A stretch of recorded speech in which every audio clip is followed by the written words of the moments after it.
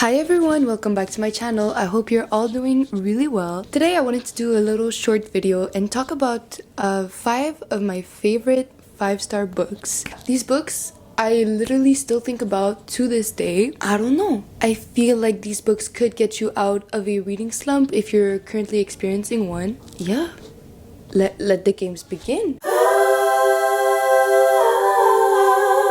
The first book that I want to present to you guys is a book I read when I was like 14 or 15, and I had to read it when I was in high school. And honestly, this was one of the best books that I read when I was in school. The name is Max.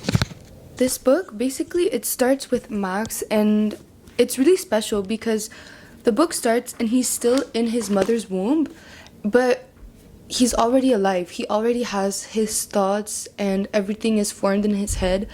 And I really like his character development because we really see his transformation from being indoctrinated to him post-war. Because he was born as part of the Lebensborn program, as I mentioned, and that was in 1933-ish. Let me confirm. It starts with him in April 19th, 1936, and basically him saying, oh, I want to be born on the 20th because it's the Führer's birthday, and that's such an honor, and na. And so we really see him growing out of like this phase of being indoctrinated, and all the friendships along the way that he makes are really special. And I think this book has taught me a lot, and I really recommend it to you guys. It's very easy to get attached to the characters. Plus, it's marketed for YA. And so it really reads super easily. The words are not that complicated. And I think it also is translated into English. So yeah. Okay, so we're staying on the theme of the Second World War. And this next book is called La part de l'autre. The book recounts the story of Adolf Hitler in both a fictional manner and a biographical manner, which you'll see is really special. Honestly, this book was absolutely amazing. I really loved the dual POV that we had, and I really loved the fact that the dual POV was essentially the same person but also not. It's about this historical figure that we all know. Yeah, so there's his sort of biography, the real Hitler, and then you have his other version of what could have been. I really enjoyed it because it shows that, I don't want to say that there's beauty in evil, because that's just insane. Knowing what he's done, it just felt kind of weird to have Hitler being explained in another perspective, but also very interesting, I think. And I think this book deserves so much more praise than it has been given. And yeah, I read this when I was 17, and I'm 21 right now, and I still think about this book. I've read it twice. I don't know, it really stuck with me. Both in Hitler's true form and his fictional form, you can really get attached to the characters that he interacts with. And it's really interesting because everything that is about his real life is true. The version that we know, everything about that is true. The author really did his research, and that's something I really appreciate. So I really recommend it. It reads super easily, once again, marketed for YA. And if you're in a reading slump, I think this could get you out of it, especially if you're a fan of historical fiction and historical books. Now, this next book, I haven't rated 5 stars, but it's 4.5. So it's close. But I would still recommend it to you. If you're we're getting out, by the way, of the World War II theme. If you're a fan of romance books, and especially hockey romances, I think you're going to like Unsteady. This story places in advance Reese Koteski, which is a hockey player who suffers from a traumatic injury, and Sadie Brown, a figure skater. I haven't really read a ton of hockey romances, but I can confidently say that this was one of the better ones. The only thing that I didn't really like about this book was how much smut there was. But it seems to me that these days it's kind of inevitable, but it's okay. It's easily to skip through. And one thing that I really did appreciate about this book was the male main character. It's really rare for me to also like both characters, but this book, the hockey guy was not as stereotyped, you know, when, for example, with Icebreaker, the first one that comes to mind is Icebreaker, duh. But you know, Nate Hopkins is like this stereotypical hockey douchebag, na. But Reese, the main character in this one, he comes from... Oh my god, I'm so sorry about this. There's something going on in my house. I don't know what it is, but we'll push through.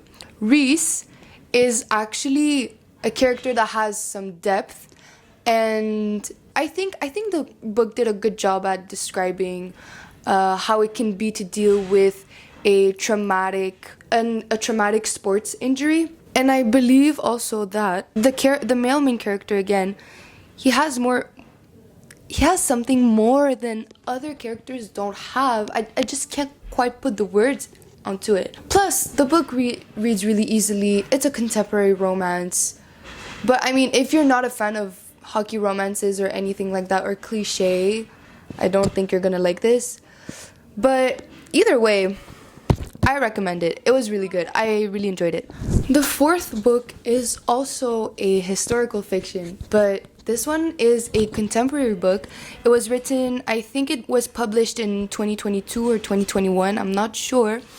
But quite literally the best duology I've read in like the past 2-3 years and a half. These Violent Delights and Our Violent Ends. Guys, I cannot stress this enough. Oh my god. I love this book. First of all, the covers are gorgeous. Second of all, the story equally gorgeous. So there's the Scarlet Gang and the White Flowers, who are part of Shanghai's game. I don't know how to call it, y'all. But yes, they're part of this secret society in Shanghai, and it takes place in the 1920s, beginning of 1920s in China. I really do appreciate the world building in the first book, and then the second part of the book,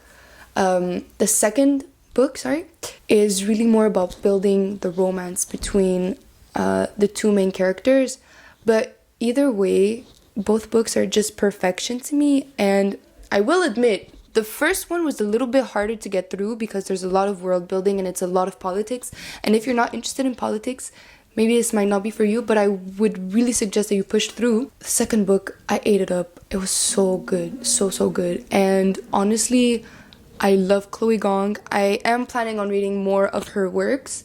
I don't have much to say because this book is perfection. This series is perfection for me.